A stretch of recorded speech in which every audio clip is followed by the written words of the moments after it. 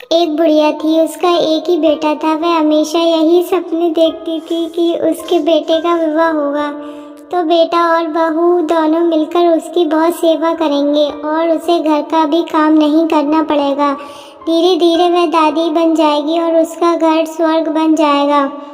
आखिर वह दिन भी आ गया जब बुढ़िया के बेटे का विवाह बड़ी धूमधाम से हुआ। वह दादी भी बन गई, लेकिन संयोग से उसका कोई भी सपना पूरा नहीं हुआ। बुढ़िया का बेटा तो सुबह काम पर चला जाता और पोता स्कूल चला जाता। तब बहू उसके साथ बहुत बुरा व्यवहार करती। बहू बुढ़िया से घर में झाड़ू लगवाती, झूठे बर्तन साफ करवाती और टूटे फूटे बर्तनों में उसे भोजन देती।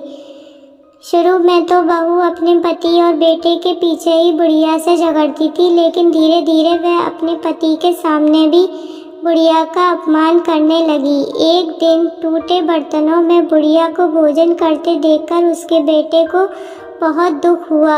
उसने अपनी माँ का पक्ष लेते हुए अपनी पत्नी को बहुत डांटा। पति पत्नी दोनों में बहुत कहासुनी हो गई। धीरे धीरे बुढ़िया के बेटे ने भी पत्नी का विरोध करना छोड़ दिया। धीरे धीरे पोता बड़ा होने लगा तो वह अपनी माँ का विरोध करने लगा। वह अपनी दादी से बहुत प्यार करता था। अपनी दादी पर माँ द्वारा किए गए अत्याचारों को देखकर उसे बहुत दुख होता था। उसे अपनी दादी से हमदर्दी और सहानुभूति थी। अपनी माँ के डर से वह दादी की कुछ भी मदद नहीं करता था। धीरे धीरे पोता बड़ा हो गया और उसका विवाह भी हो गया।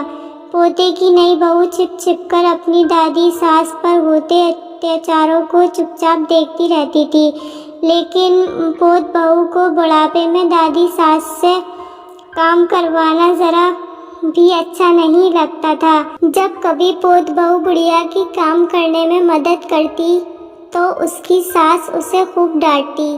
पोत बहू जब कभी दादी सास को रोते हुए देखती तो उसे बहुत दुख होता था। एक बार बुढ़िया बीमार पड़ गई और परलोक सिधार गई। अब बुढ़िया की बहू पोत बहू से ही घर का सारा काम कराती और उसके साथ अभद्र व्यवहार करती। तब पोत बहू ने देखा कि उसकी सास दादी सास की तरह ही उस पर भी अत्याचार कर रही है, तो उसने बदला लेने की ठान ली। वह भी अपनी सास से वैसा व्यवहार करने लगी जैसा व्यवहार उसकी सास अपनी सास से करती थी।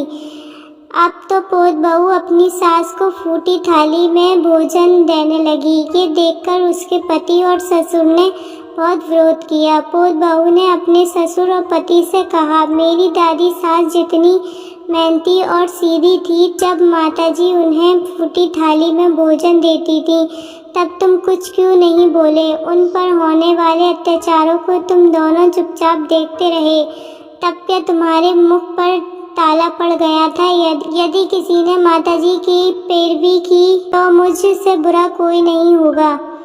पोत बहू की बातें सुनकर उसका पति और ससुर कुछ नहीं बोले। उन्होंने भी उसका विरोध करना छोड़ दिया। ससुर को अपनी पत्नी के साथ अभद्र व्यवहार देखकर बहुत गुस्सा भी आता था। जब ससुर पोत बहू को डांटने लगे तो वह उनके साथ भी अभद्र व्यवहार करने लगी। सास ससुर अकेले में बैठकर अपने सुख दुख की बातें करते और यही सोचते थे कि जैसा करोगे वैसा भरोगे। इस कहानी में हमें ये शिक्षा मिलती है कि हमें सबके साथ अच्छा व्यवहार करना चाहिए, क्योंकि जैसा व्यवहार हम दूसरों के साथ करेंगे वैसा ही व्यवहार दूसरे लोग हमारे साथ करेंगे।